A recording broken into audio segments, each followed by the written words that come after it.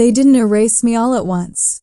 It started quietly, an invite that vanished, a report with my name scrubbed, a roster missing one line that should have been mine. 17 years of building trust, reduced to silence, dressed up as progress. They thought I wouldn't notice. They thought I'd step aside. But they forgot one thing. The contract still carried my name.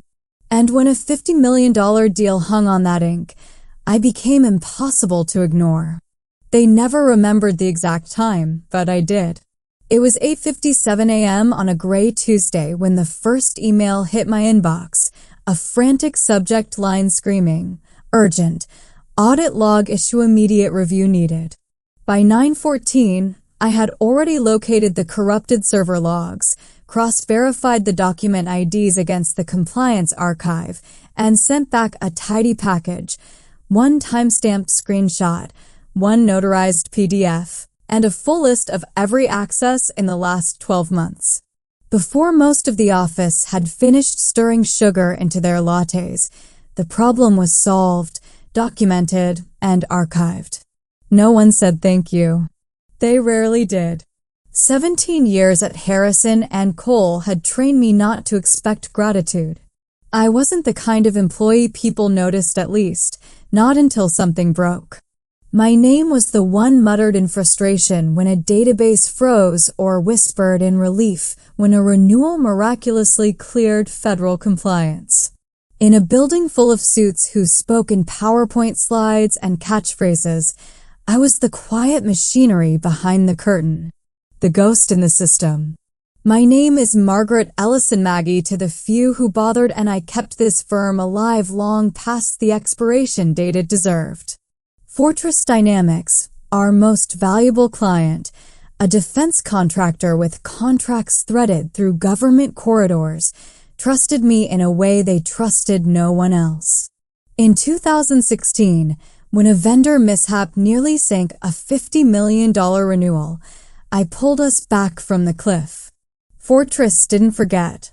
They rewrote Clause 11.4 of the contract to mandate that only I, Margaret Ellison, could authorize any future renewals. My name wasn't just ink on paper, it was the lock and the key.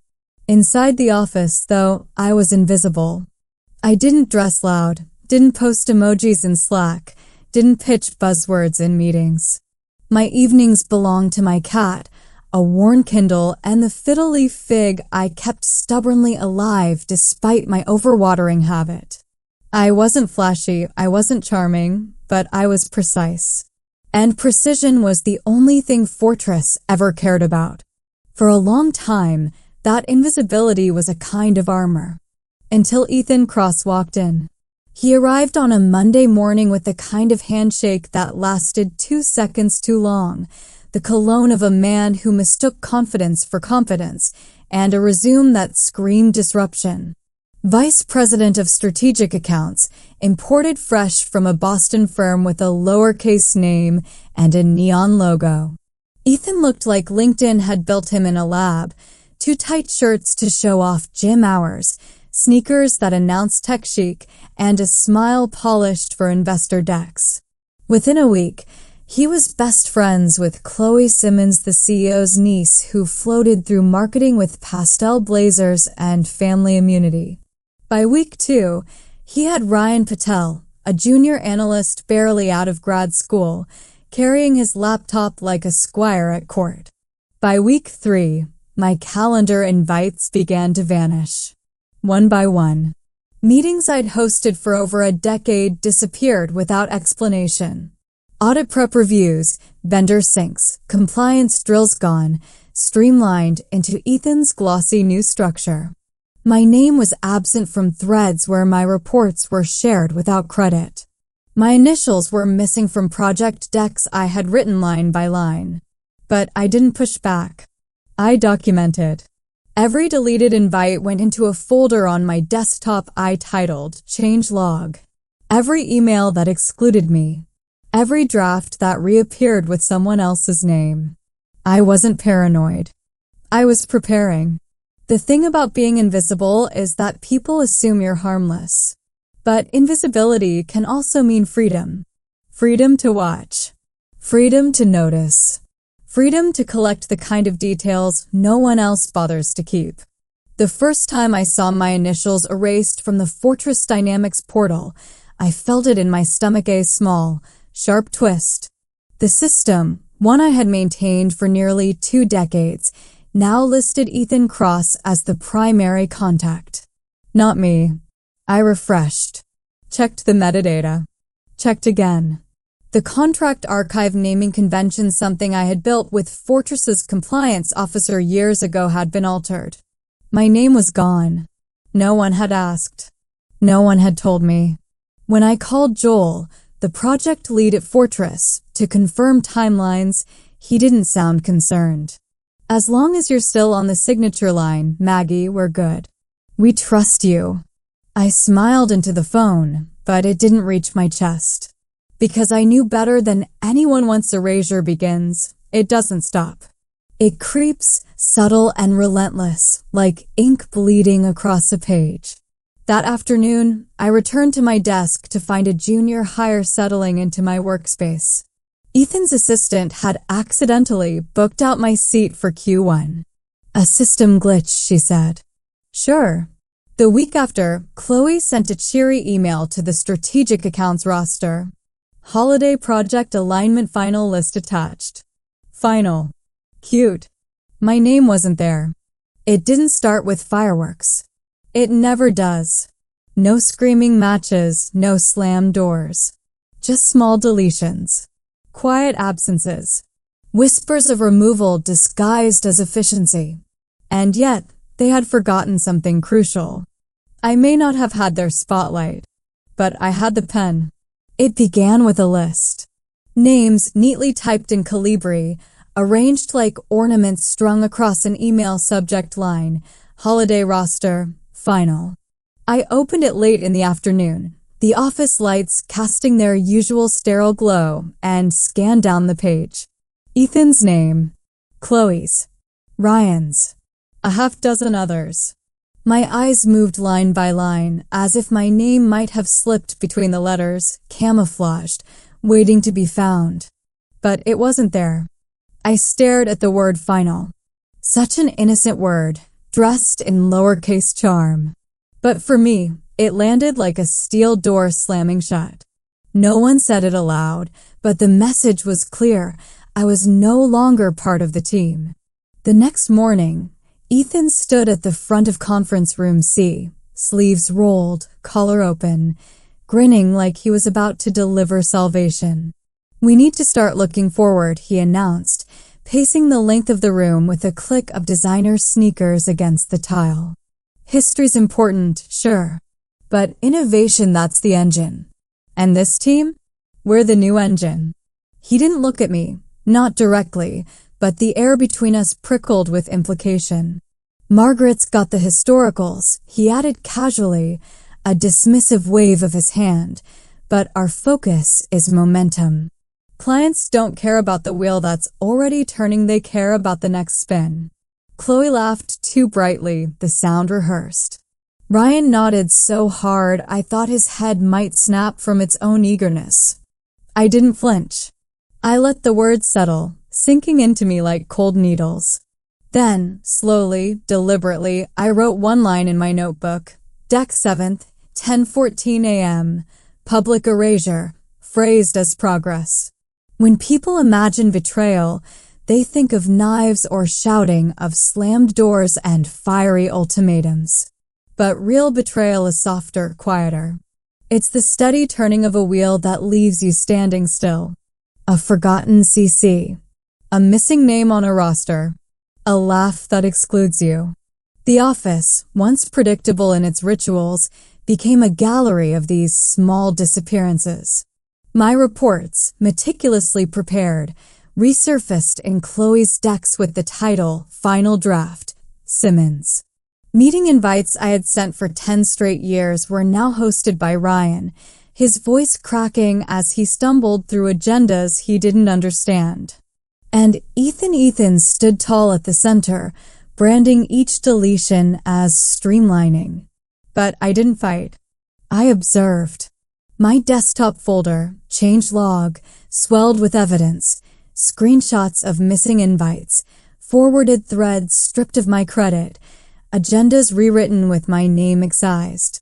I captured them all, not as souvenirs of cruelty, but as artifacts of a strategy one understood better than they did.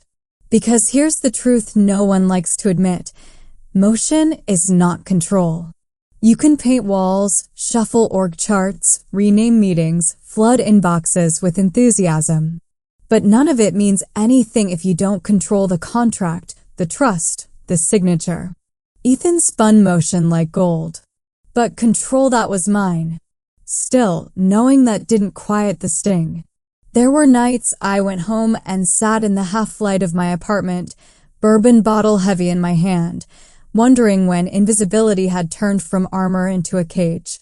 My cat curled at my feet, unaware, and I would stare at the ceiling, asking a silent question: how many times can you be erased before you vanish entirely? The answer came in the form of a deadline. Fortress Dynamics Renewal, our crown jewel, a $50 million pipeline of revenue and reputation, was set for December. The contract I had built, the clause I had negotiated, the trust one had nursed like a fragile flame, was ready for its next cycle. And Ethan, of course, smelled opportunity.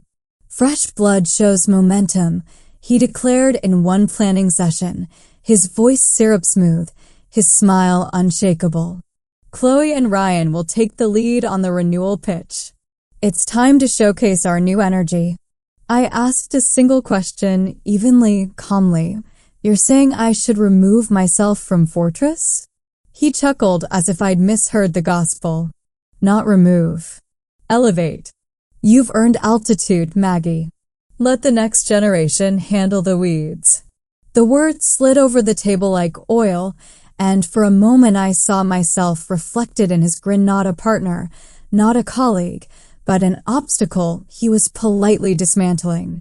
That night, back at my desk, I opened the HR portal. A blank PTO request stared back at me. Fingers steady, I typed, December 19th to 23rd. Reason, personal. The exact week of the renewal signing. Then I hit submit. It wasn't revenge, not yet. It was preparation. The days leading up to December blurred into a cruel pantomime. Ethan strutted through the corridors with a confidence that reeked of cologne and desperation. Chloe rehearsed her pastel slides, and Ryan scurried like a nervous understudy. I watched, silent, invisible, the ghost in the system who had once been the system itself. In private moments, though, the silence was heavier. I thought of Joel from Fortress, his voice steady on the phone. As long as you're still on the signature line, Maggie, we're good. We trust you. Those words, meant as reassurance, felt like prophecy. Because they had forgotten the simplest truth: ink on paper outweighs noise in a room. The erasure continued. The Christmas party invite lists my name missing. The bonus thread excluded. The calendar syncs purged. It was a phase out, and I recognized the pattern. I had seen it happen to others, long before Ethan arrived with his all birds and his startup slogans. But never had anyone been foolish enough to attempt it in the middle of a $50 million renewal that required my literal, non-negotiable signature. By the second week of December, I no longer needed bourbon to numb the irony. I drank tea instead, strong and black, each sip sharpening the edge of my resolve. They thought silence meant surrender. But silence can also be a blade. I closed my laptop each evening with the calm finality of a coffin lid, adding one more note to the change log, one more tally in the archive of erasures. My absence wasn't weakness. It was design. Because when the boardroom lights burned brightest and the Fortress delegation arrived with contracts in hand, they would discover the truth written in ink long before Ethan's buzzwords ever reached their ears. And I intended to let that ink speak for itself. The snow had barely melted from the sidewalks when Fortress Dynamics arrived. Four of them, in tailored coats and government eyes, were ushered into Harrison and Cole's executive boardroom at precisely 9 a.m. Their leader, Joel Maddox, set a leather-bound folder on the oak table without flourish, his movements slow, deliberate, weighted with the authority of a man who never needed to raise his voice to be heard. Ethan was already there, bouncing lightly on the balls of his feet like a speaker about to give a keynote no one requested. Chloe adjusted her blazer in pastel shades of optimism. Ryan shuffled a stack of slides he barely understood, and for once, the air was still anticipation heavy as thunder. "This will be seamless," Ethan began, flashing the grin he'd been practicing since Boston. "We've prepared the decks, the roadmaps. The bonuses are tied to project rollouts. Harrison and Cole is ready for the next chapter." Joel didn't smile. He simply opened the folder, flipped past pages of compliance, past the fine print of federal obligations, until he reached the back. His hand stopped, finger pressed firmly on the signature block. Bold serif letters stared up from the page. Margaret A. Ellison, Strategic Account Custodian. His eyes lifted.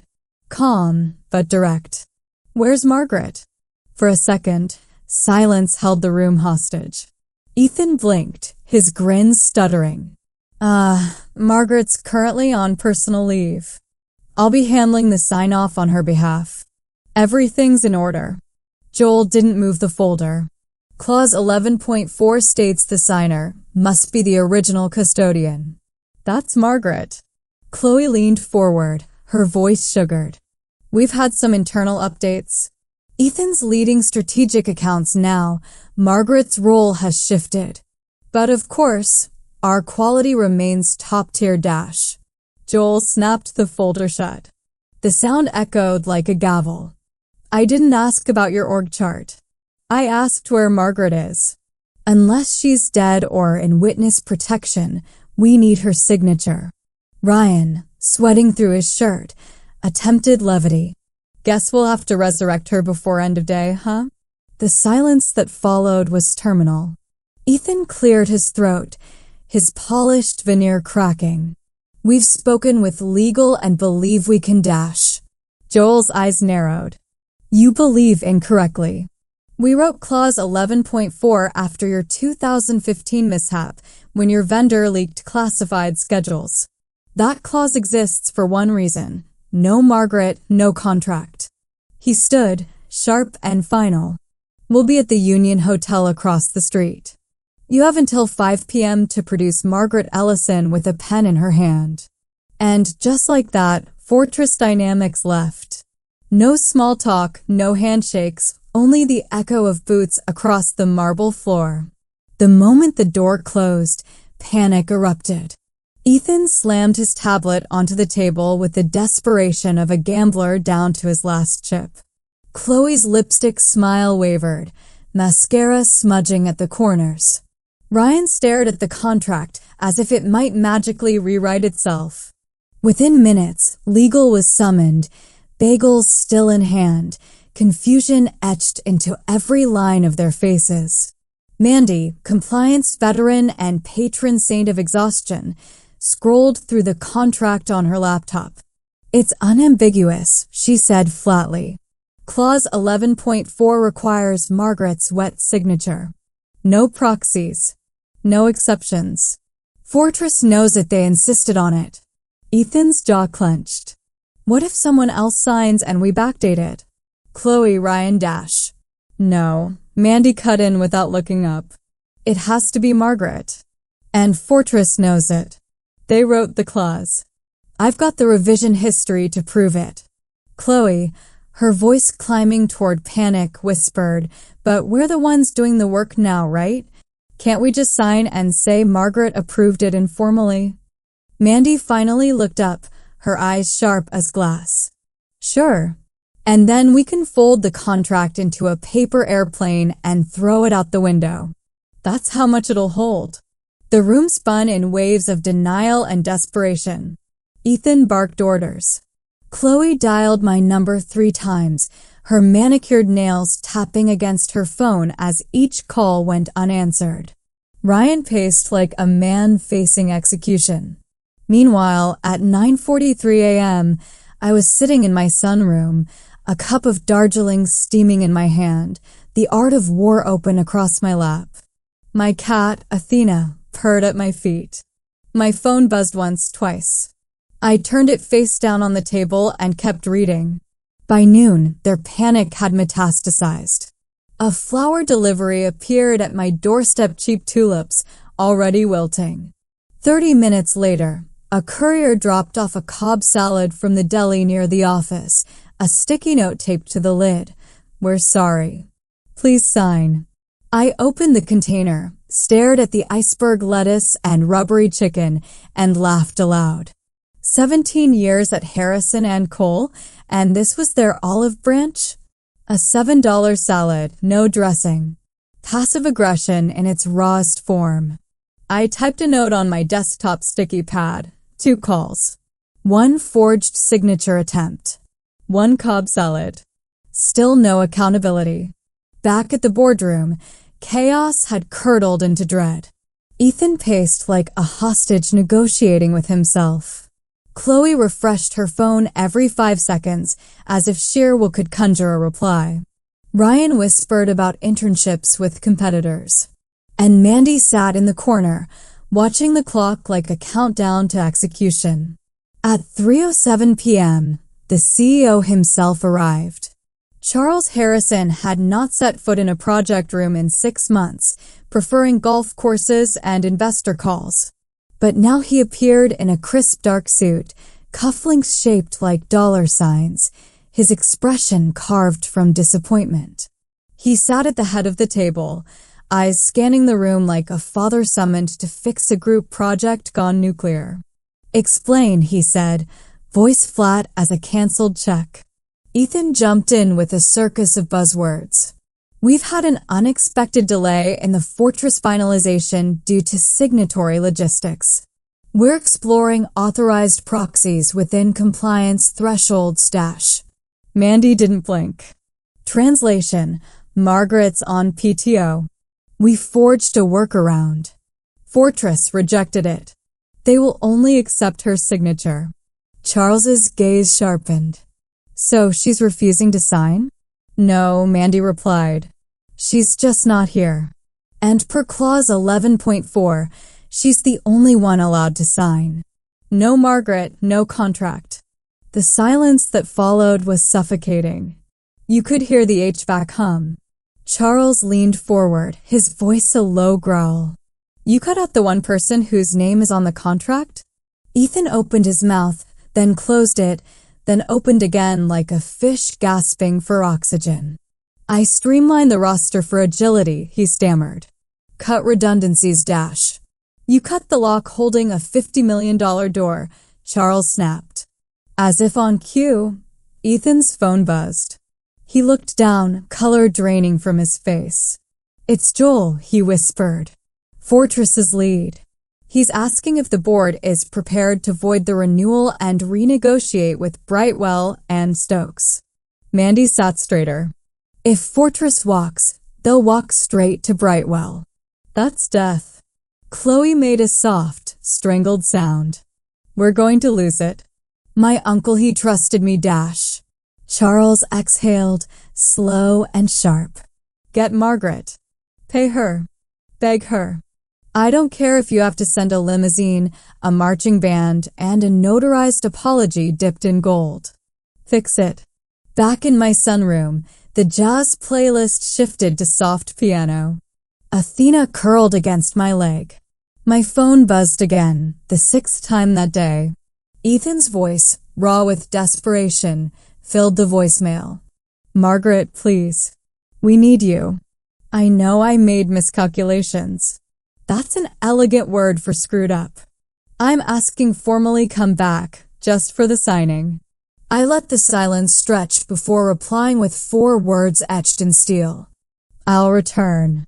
On terms." 2 days later, I walked back into Harrison and Cole. Not as an employee. Not as the ghost in the machine they'd spent weeks erasing. but as something sharper, heavier, undeniable. A consultant. No badge. No desk. No corporate email. Just a manila folder under my arm and a contract that tripled my hourly rate, printed on thick linen cardstock. 1 week of independent engagement, the terms written by legal with reluctant precision, signed reluctantly by the very hands that had tried to delete me. At the receptionist's desk, a young woman I didn't recognize reached for a visitor badge. I waved her off. "I'm not here to visit," I said. "I'm here for a signature." Mine.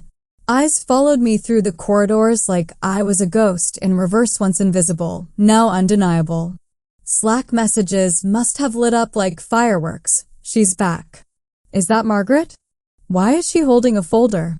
Because in corporate America, power isn't volume. It's proof. And my proof was written in ink.